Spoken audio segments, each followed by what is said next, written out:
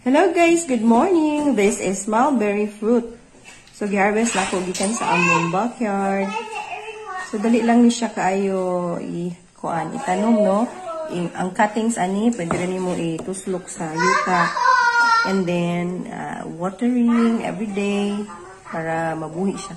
So kani siya is very nutritious. Ang mga dahon aning mulberry pwede mo pakaon sa mga candy. So kani siya ang pink medyo kuan pa siya, medyo aslom-aslom pa ni siya, no? So, pero ripe na siya. Pero ang pinaka-tamis, kanina siya, kaning dark. Ano siya ang tamis na kuan, mulberry. Okay. So, guys, kung gusto niyo mga nutritious nga mga fruits sa inyong palibot, pwede rin mo pusok o cuttings ani. I-wash lang ninyo after mag-harvest ani pwede na dahil kaunon mo na siya. Mulberry.